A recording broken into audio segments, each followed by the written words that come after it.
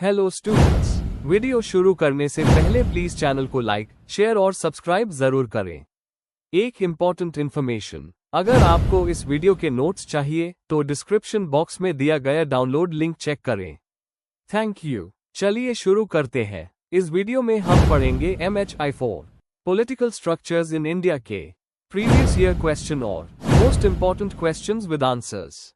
ये क्वेश्चंस आपके एग्जाम के लिए बहुत इंपॉर्टेंट है। अगर आपने ये अच्छे से कर लिए तो एग्जाम निकलना पक्का है। Let's begin. Question 1, analyse the emergence of territorial states in the age of Buddha. Question explanation. इस क्वेश्चन में हमें यह समझाना है कि बुद्ध के समय छोटी ट्राइबल राजनीतिक व्यवस्थाएं कैसे बदलकर बड़े टेरिटोरियल स्टेट्स या महाजनपदास बनी। इसमें उनके उत्थान के कारण, विशेषताएं और उनका ऐतिहासिक महत्व बताना है। आंसर। इंट्रोडक्शन। बुद्ध के युग 6th सेंचुरी BCE में भारत में एक बड़े राजनीतिक बदलाव का दौर था। छोटी जनजातियां समाज और जाना सिस्टम की जगह बड़े जनपदास और महाजनपदास ने ली। ये समय खेती, व्यापार और शहरों के विकास का था। इस युग में बुद्ध और महावीरा जैसे विचारक भी आए जो समाज के बदलते रूप को दर्शाते हैं। Main body. 1. Background of the age of Buddha. 600 to 400 BCE के दौरान उत्तर भारत में समाज और राजनीति दोनों में बदलाव आए। पुराने ट्राइबल राज्य जना अस्थायी टेरिटोरियल राज्य जनपदास बन गए। ये बदलाव खासतौर पर गंगा के मैदानों में हुआ, जैसे मगध, कोशल और वत्स। खेती के विस्तार और स्थायी अर्थव्यवस्था ने राज्य को मजबूत बनाया। 2. टेरिटोरियल स्टेट्स के उठान के मुख्य कारण। A. कृषि का विस्तार। लोहे के हाल और औजारों के इस्तेमाल से खेती में वृद्धि हुई। गंगा घाटी की उपजाऊ भूमि ने अधिक उत्पादन संभव बनाया। इससे स्थायी बस्तियां और राज्य व्यवस्था का विकास हुआ। B. शहरी जीवन और व्यापार। रजागृह, वैशाली, कौसंबी जैसे शहरों ने व्यापार और प्रशासन के केंद्रों का रूप लिया। सिक्के और व्यापारी संघों के आने से अर्थव्यवस्था मजबूत हुई। व्यापारी वर्ग ने राजनीति पर प्रभाव डालना शुरू किया। C. नया सामाजिक ढांचा। वर्ण व्यवस्था और गहापती जैसे वर्गों के विकास से समाज स्ट्रैटिफाइड हुआ। ब्राह्मणों और क्षत्रियों ने राज्य को धार्मिक अधिकार और समर्थन दिया। बुद्धिज्म और जैनिज्म जैसे धर्मों का उदय भी इन्हीं परिवर्तनों का प्रभाव था। D. सेना और राजनीतिक संगठन। अपने क्षेत्रों की रक्षा के लिए राजाओं ने संगठित सेना बनाई। राजाओं ने केंद्रित प्रशासनिक व्यवस्था बनाई।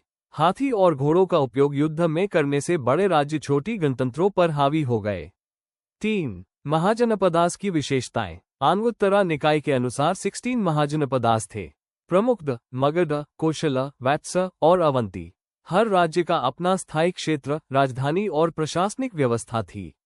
कुछ राज्य मोनार्कीज थी, जैसे मगध, और कुछ रिपब्लिक्स, जैसे वज्जी। इनके पास निर्धारित कर व्यवस्था और सैनिक संगठन था।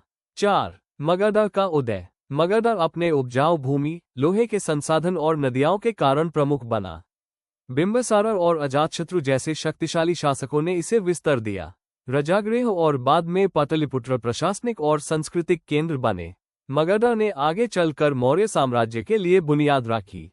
5. महाजनपदास का प्रभाव। इन राज्यों ने क्लैन बेस्ड पॉलिटिक्स से एक ऑर्गेनाइज्ड राज्य व्यवस्था तक का सफर तय किया। राज्य का अर्थ आप टेरिटरी और प्रशासन से जुड़ा। आर्थिक समृद्धि, सामाजिक परिवर्तन और धार्मिक विचारधाराओं का विकास हुआ। इन्हीं परिवर्तनों से भारत में बड़े साम्राज्यों का जन्म हुआ। कंक्लूजन। बुद्ध के समय टेरिटोरियल राज्यों का उदय भारत के इतिहास में एक महत्वपूर्ण कदम था। इसने ट्राइबल राजनीति को बदलकर एक ऑर्गेनाइज्ड राज्य व्यवस्था दी। आर्थिक समृद्धि, सेना और सामाजिक परिवर्तन इस बदलाव के मुख्य तत्व थे। महाजनपदास ने आगे चलकर मौर्य जैसे बड़े साम्राज्यों की नींव रखी। If you need the notes of this video, there's a download link in the description box. Be sure to check it out. Thank you. Let's see the next question. Question 2. Write a note on the approaches to the study of early medieval polity. Question explanation. इस question में हमें ये बताना है कि early medieval Bharat के राजनीतिक प्रणालियों को समझने के लिए अलग अलग हिस्टोरियंस ने कौन कौन से अप्रोचेस यूज किए हैं, जैसे फ्यूडलिज्म, सेगमेंटरी स्टेट और इंटीग्रेटिव पॉलिटी। साथ है उनके विचारों के मुख्य पॉइंट्स और स्कॉलर्स के नाम भी लिखने हैं। Answer. Introduction. Early medieval Bharat 6 to 13 century CE का समय राजनीतिक और सामाजिक परिवर्तनों से भरा हुआ था। गुप्ता साम्राज्य के पतन के बाद नए रीजनल राज्य उभार कर आए। हिस्टोरियंस ने इस समय के राजनीतिक संरचना को समझने के लिए अलग अलग अप्रोचेस दिए, जैसे फ्यूडल मॉडल, सेगमेंटरी स्टेट मॉडल और इंटीग्रेटिव अप्रोच। इन अप्रोचेस के जरिए हम समझ सकते हैं कि इस युग में शक्ति का वितरण, प्रशासन और सामाजिक संबंध कैसे बदले। Main body. 1. Feudalism approach. इस नजरिए को सबसे ज्यादा बढ़ावा RS शर्मा और DD कोसाम्बी ने दिया था। उनका कहना था कि इस समय भारत में एक तरह का इंडियन फ्यूडलिज्म डेवलप हुआ, जो यूरोपियन फ्यूडलिज्म से मिलता जुलता था। मुख्य विचार: नगर और व्यापार का पतन हुआ और खेती पर आधारित अर्थव्यवस्था बनी। राजाओं ने भूमि दान, अग्रहरा, ब्रह्मदेय के रूप में जमीन दी, जिससे केंद्रीय शक्ति कमजोर हुई। स्थानीय नेता और जमींदार शक्ति के नए केंद्र बने। RS शर्मा कहते हैं कि इस दौर में राजनीतिक व्यवस्था विकेंद्रित, डिसेंट्रलाइज्ड थी और समाज पर भूस्वामित्व और मध्यम वर्ग का कंट्रोल बढ़ गया था। 2. सेगमेंटरी स्टेट मॉडल। बर्टनस्टाइन ने ये थियरी दी, खासकर चोला साम्राज्य के संदर्भ में। उनके मुताबिक चोला राज्य एक सेगमेंटरी स्टेट था, जहां राजा का प्रभाव आधिकारिक कम और धार्मिक अधिक ज्यादा था। मुख्य विचार: राजा का डायरेक्ट कंट्रोल सिर्फ कोर रीजन तक सीमित था। बाहर के क्षेत्रों में स्थानीय प्रमुख और सभा स्वायत्तता के साथ काम करते थे। राजा की अथॉरिटी का मूल आधार मंदिर और रिचुअल, न कि ब्यूरोक्रेटिक नियंत्रण। इस मॉडल ने यह बताया कि चोला राज्य में संस्थाओं की स्वायत्तता थी और लोकल गवर्नेंस मजबूत थी। 3. Integrative प्रोसेसुअल approach. 1980 to 1990 में BD चट्टोपाध्याय ने इंटीग्रेटिव पॉलिटी का कॉन्सेप्ट दिया। उनके मुताबिक अर्ली मेडिवल दौर में भारत के विभिन्न सामाजिक समूहों और प्रदेशों का राजनीतिक एकीकरण हुआ। मुख्य विचार: रीजनल किंगडम्स का उभार एक रिग्रेशन नहीं, बल्कि एडेप्टेशन था। समानता, अधीन शासक, दोनों आश्रित और सहयोगी, दोनों रूप में काम करते थे। मंदिर, धार्मिक रस्म और खेती के विस्तार से नए राजनीतिक प्रणालियों का एकीकरण हुआ। यह अप्रोच अर्ली मेडिवल पॉलिटी को डायनामिक और इवॉल्विंग के रूप में देखती है, न कि गिरती हुई व्यवस्था के रूप में। 4. मार्क्सिस्ट और रिविजनिस्ट व्याख्या। RS शर्मा जैसे मार्क्सिस्ट इतिहासकार इस दौर को फ्यूडल मोड ऑफ प्रोडक्शन के रूप में देखते थे, परंतु हर्मन कुल्के और रोमिला थापर जैसे स्कॉलर्स ने कहा कि भारत का राजनीतिक विकास अपने अलग सांस्कृतिक रास्ते पर हुआ। कुल्के का इंटीग्रेटिव पॉलिटी मॉडल कहता है कि स्थानीय शासकों और प्रमुखों को बड़े राज्यों में आइडियोलॉजिकल और रिचुअल इंटीग्रेशन के जरिए जोड़ा गया। मार्क्सिस्ट हिस्टोरियंस आर्थिक पहलू पर जोर देते हैं, जबकि रिविजनिस्ट स्कॉलर्स सांस्कृतिक और प्रशासनिक एकीकरण पर फोकस करते हैं। कंक्लूजन: अर्ली मेडिवल भारत का राजनीतिक युग सिर्फ पतन या अव्यवस्था का नहीं था, बल्कि नए राज्यों और संस्थाओं के उभार का युग था। फ्यूडल, सेगमेंटरी और इंटीग्रेटिव अप्रोचेस मिलकर हमें इस दौर का एक समग्र दृष्टिकोण देते हैं। आज के समय में इंटीग्रेटिव मॉडल सबसे बैलेंस्ड माना जाता है, क्योंकि ये निरंतर परिवर्तन और एकीकरण को पहचानता है। If you need the notes of this video, there's a download link in the description box. Be sure to check it out. Thank you. Let's see the next question. Question 3. Explain the features of the Vijayanagara polity. Question explanation. इस question में हमें विजयनगर साम्राज्य के राजनीतिक व्यवस्था के मुख्य features को समझाना है, जैसे उसका प्रशासनिक संगठन, राजा का भूमिका, सैनिक व्यवस्था, स्थानीय प्रशासन और धार्मिक प्रभाव। साथ ही हमें ये भी बताना है कि धर्म, अर्थव्यवस्था और संस्कृति ने इस पॉलिटी को कैसे प्रभावित किया। आंसर। इंट्रोडक्शन। विजयनगर साम्राज्य 1336 to 1646 CE दक्षिण भारत का एक शक्तिशाली और समृद्ध राज्य था। इसकी स्थापना हरिहर और बुक्का ने संगमा वंश के समय की थी। ये साम्राज्य दिल्ली सल्तनत के पतन के बाद हिंदू राजनीति के पुनरुत्थान का प्रतीक बना। विजयनगर का प्रशासन पुराने हिंदू परंपराओं और नए प्रबंध दोनों का संगम था। ये राज्य अपने मजबूत प्रशासन, सैन्य और आर्थिक समृद्धि के लिए जाना जाता है। Main body. 1. केंद्रीय प्रशासन और राजतंत्र। राजा साम्राज्य का सर्वोपरि अधिकारी था और उस धरती पर भगवान का प्रतिनिधि माना जाता था। यूज मंत्री परिषद सलाह देती थी, जिसमें राजनीति, वित्त और विधि संबंधी विशेषज्ञ शामिल होते थे। राजा धार्मिक और राजनीतिक दोनों नेता था। वो बड़े यज्ञ और मंदिर निर्माण के माध्यम से अपने शासन को धार्मिक अधिकार देता था। विजयनगर के राजाओं के पास राजसी उपाधियां थी, जैसे राया, महाराया और राजधिराजा, जो उनके शान और सत्ता का प्रतीक थी। 2. प्रांत और स्थानीय प्रशासन। साम्राज्य को राज्यों प्रोविंसेस में बांटा गया था, जिनके अधिकारी नायक कहलाते थे। नायक कानून व्यवस्था, कर संग्रह और सेना प्रबंधन के जिम्मेदार होते थे। नयनकरा सिस्टम प्रशासन का मूल आधार था। इसमें नायकों को उनके सेवाओं के बदले भूमि दी जाती थी। नीचे के स्टार पर जिले, साइम, गांव, ग्राम और शहर, नागरा होते थे, जहां लोकल अधिकारी जैसे कर्णम, लेखाधिकारी और तलैयारी, चौकीदार काम करते थे। 3. सेना व्यवस्था। विजयनगर की सेना बहुत शक्तिशाली और अनुशासित थी। इसमें पैडाटिक, इन्फैंट्री, अश्वसैनिक, कैवलरी, हाथी सेना और तोपें, आर्टिलरी शामिल थे। यूरोपियन और अरब सैनिकों का भी उपयोग किया जाता था और पोर्चुगीज व्यापार से आधुनिक हथियार और घोड़े लाए जाते थे। हम्पी और चंद्रगिरी जैसे स्थलों के किला इस बात का प्रमाण है कि राजा सुरक्षा पर कितना जोर देते थे। 4. आर्थिक और धार्मिक पहलू। अर्थव्यवस्था का आधार कृषि, व्यापार और शिल्प था। कर व्यवस्था से राज्य की मुख्य आय होती थी। समुद्री बंदरगाह जैसे गोवा, कालीकट और मंगलों से विदेशी व्यापार होता था। राजाओं ने हिंदू मंदिरों को पैट्रोनेज दिया, जैसे हम्पी और तिरुपति के मंदिर।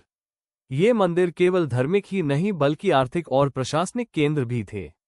शासकों ने अन्य धर्मों जैसे जैन और मुस्लिम समुदायों के प्रति भी सहिष्णुता दिखाए। 5. न्याय और सांस्कृतिक पहलू। न्याय व्यवस्था धर्मशास्त्र के सिद्धांतों पर आधारित थी और स्थानीय सभाएं विवादों को सुलझाती थी। राज्य ने कला, भाषा और साहित्य को बढ़ावा दिया। हम्पी के मंदिर और मूर्तियां इस समय के समृद्ध कला कुशलता को दिखाती है। कोर्ट में संस्कृत, तेलुगु, कन्नड़ और तमिल के कवि और विद्वान को प्रोत्साहन मिलता था।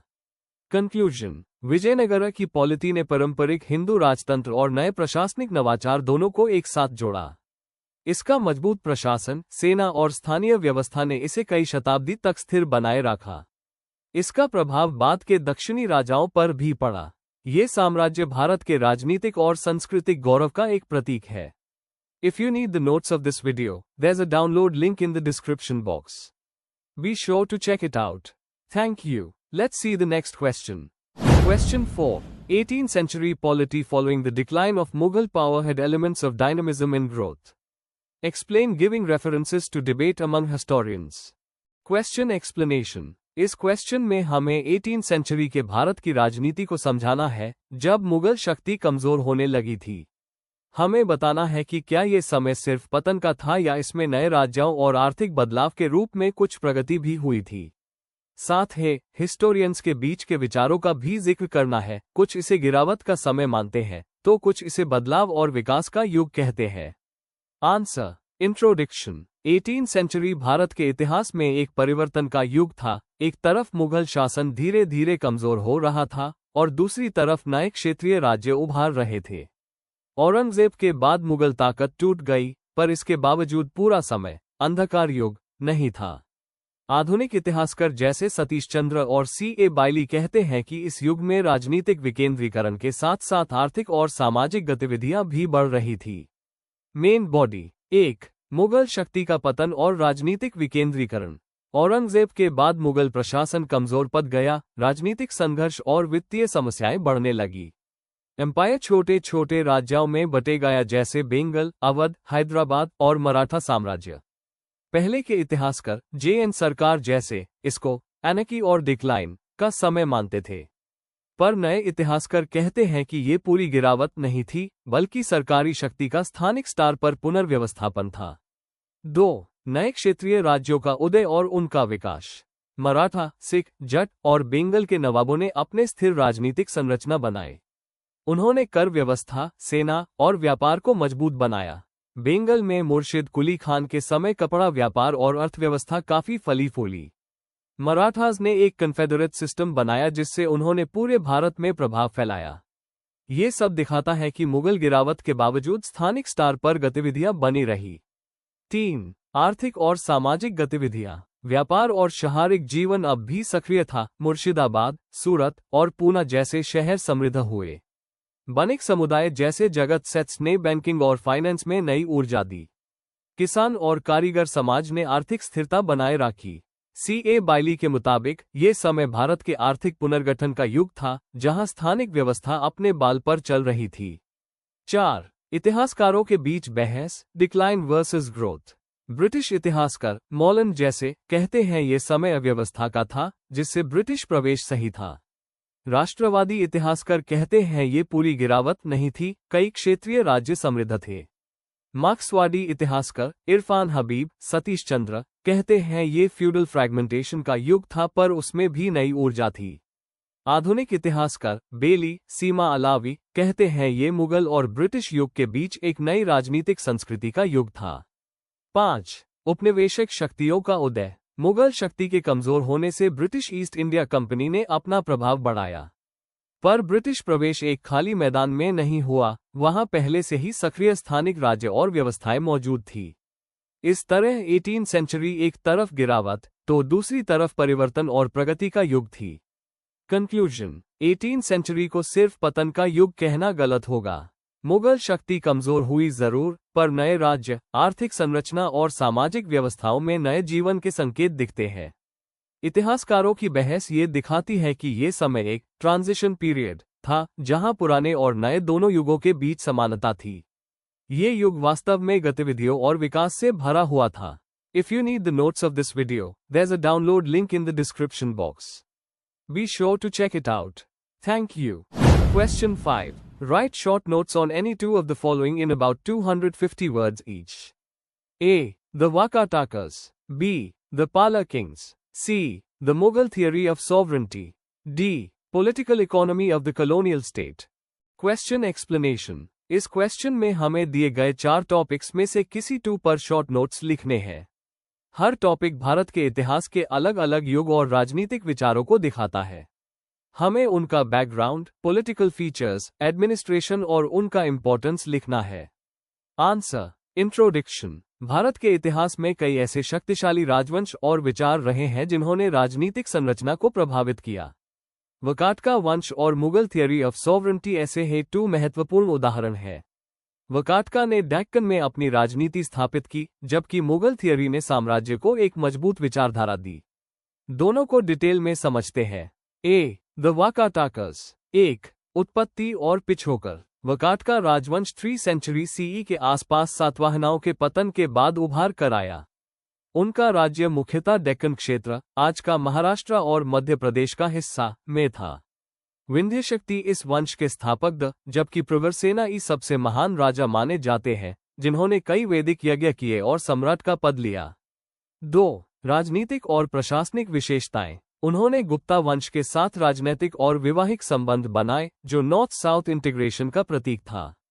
राज्य में मनाककल सिस्टम था, जिसमें प्रांत को अहरा या विषय कहा जाता था। वकाटकाओं ने ब्राह्मणिज्म को बढ़ावा दिया और संस्कृत साहित्य को प्रोत्साहन दिया। 3. संस्कृति और कला में योगदान। ये वंश कला और स्थापत्य के बड़े समर्थक अजंता केव्स के चित्र और विहार इसी समय में बने। इन्होंने डेक्कन में प्राचीन से मध्यकालीन युग की राजनीति के बीच एक सेतु का काम किया। 4. महत्व। वकाटकाओं ने केंद्रीय भारत में राजनीतिक स्थिरता बनाए रखी और गुप्ता और दक्षिण भारत के बीच सांस्कृतिक संबंध मजबूत किए। B. The Mughal theory of sovereignty. 1. मूल विचार और आधार। मुगल थियरी ऑफ सॉवरेंटी का आधार पर्शियन इस्लामिक राजनीतिक सोच पर था, जिसमें राजा को खुदा का प्रतिनिधि माना गया, जिल-ए-इलाही। राजा का काम था न्याय और व्यवस्था बनाए रखना, क्योंकि उसकी ताकत डिवाइन सोर्स से आती थी। 2. अकबर का योगदान। अकबर ने इस सोच को बदलकर सुलाय-कुल यानी सर्वधार्मिक समानता का विचार दिया। उन्होंने कहा कि राजा का कर्तव्य सिर्फ राजनीतिक नहीं, बल्कि आध्यात्मिक और सामाजिक कल्याण भी है। 3. प्रशासन में प्रतिरूप। इस थियरी ने सेंट्रलाइज्ड मोनार्की को जस्टिफाई किया, जहां सम्राट सबसे ऊपर था। सम्राट ही न्याय, कानून और राजस्व का मूल स्रोत था, और वो सिर्फ खुदा के प्रति जवाबदार था। एन-आई अकबरी जैसे ग्रंथ इस विचारधारा को दर्शाते हैं।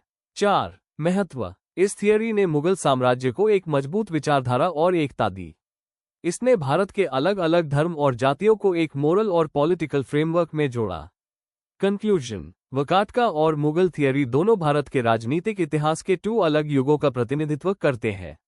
एक ने डेक्कन में शक्ति का संरक्षण किया, जबकि दूसरे ने विचारधारा के माध्यम से एकता दी। दोनों ही अपने समय में राजनीति और संस्कृति के दृष्टिकोण से अत्यंत महत्वपूर्ण रहे हैं। Before we end, please like, share and subscribe the channel for more such study materials and one important information अगर आपको नोट्स चाहिए तो डिस्क्रिप्शन बॉक्स में डाउनलोड लिंक दिया हुआ है, जरूर चेक करें। Thank you.